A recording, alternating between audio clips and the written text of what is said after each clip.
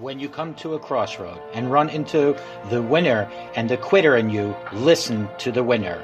The quitter will never take you down the road you want to travel. I believe we all have a winner in us. There is a winner inside of you. Sometimes we just have been around negativity for way too long, developed the mindset of a winner.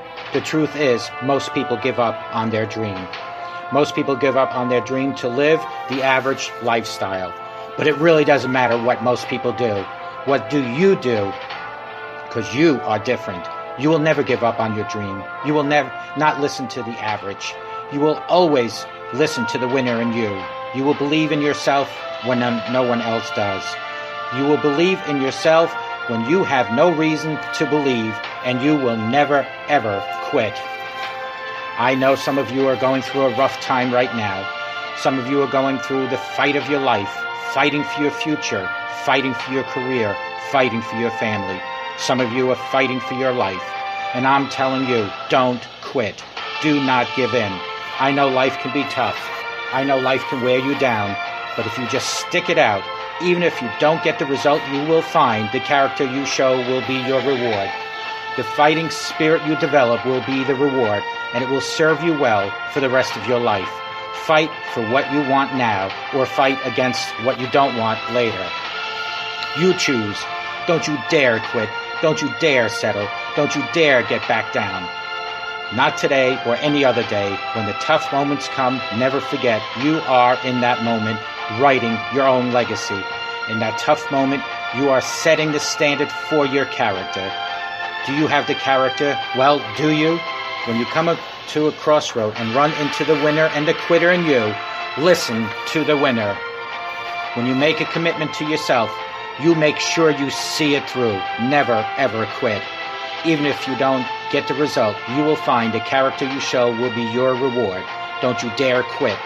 Don't you dare ever settle, and don't you dare ever back down. Fight for what you want or fight against what you don't want at a later time. And always know that God is right there with you. Just allow God to guide and direct you, and you will always be a winner.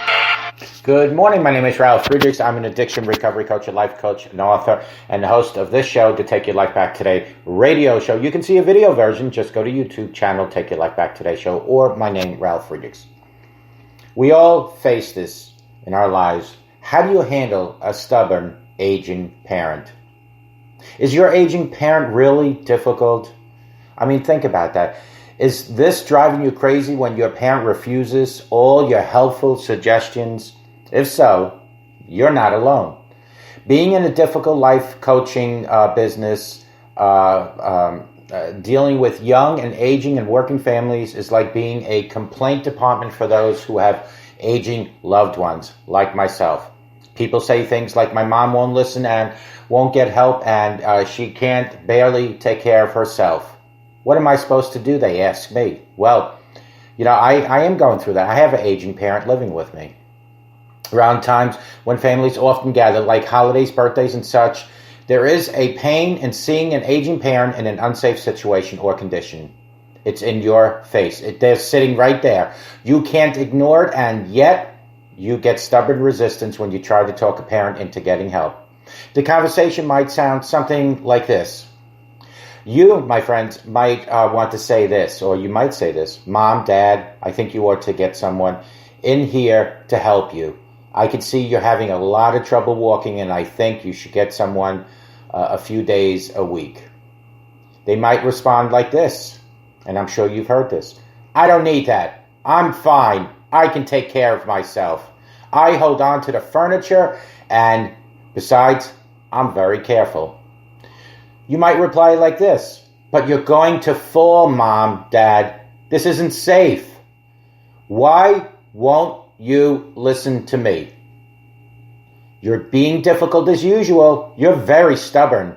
As anyone who has had a conversation like this knows, using a logical approach, which I'm starting to learn, and pointing out what's wrong with your parent gets you nowhere. So you need to do an alternative. And here's an alternative way to approach the subject of your aging parent, loved one, losing independence. I go through this myself with my 83-year-old father who finally came around. or is coming around, I should say. It took quite a lot of patient persuasion to get him to change, and is still changing. He could get a prize for stubbornness. He would be a gold medalist when it comes to stubbornness. I would say something like this: Dad, I'm worried. I know you never would want to be a burden to me. And if you fell and got hurt, it would be a burden. I might not be able to get here, but now he lives with me, so it doesn't really matter. But he did fall the other day. I know of a neighbor who fell and was on the floor for 3 days because no one knew she had fallen. I happened to be at the place my father fell when he walked out of a store. I need to help you be less anxious about your walking. Would you consider a way to do that?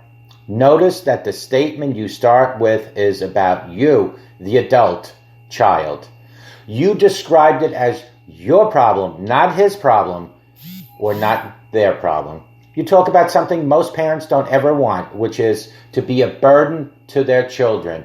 You ask them to help you and ease your worry. If they agree to consider something, that is when you suggest the help you had in mind.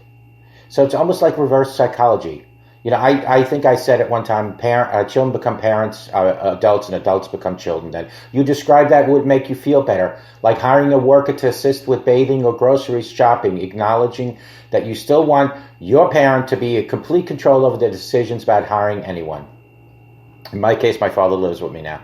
Offer to help research the best places to find a helper and the prices. Or I suggest you have them move with you. It's certainly the easiest and the most comforting for the parent.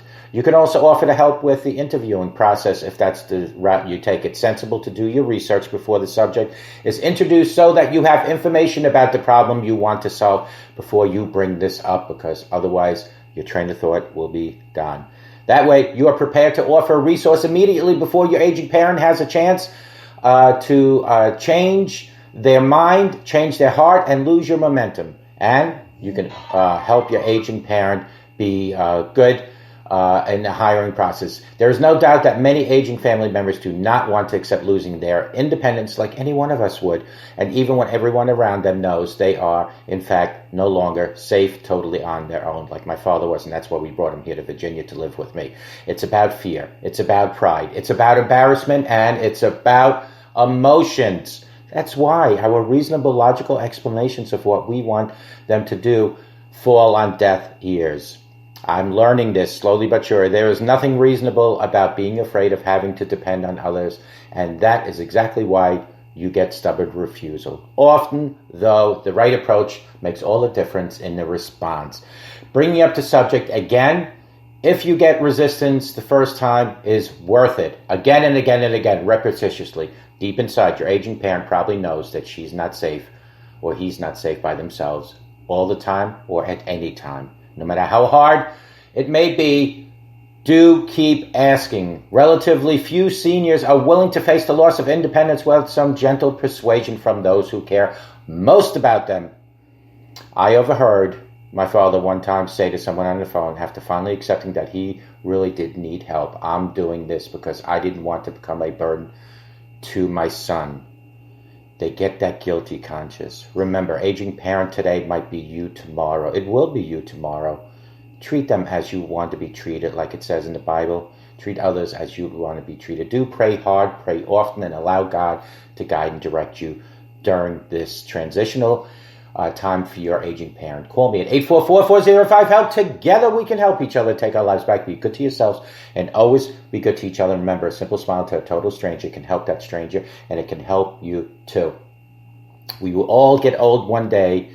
In God's grace, He will guide and direct us. But treat your parents to the best of their understanding, and remember, it's a transition for them as well as for you. May God bless you. May God bless America. Take care, and we'll talk to you guys real soon. Bye-bye now. And remember, God does love you. Take care. Bye-bye.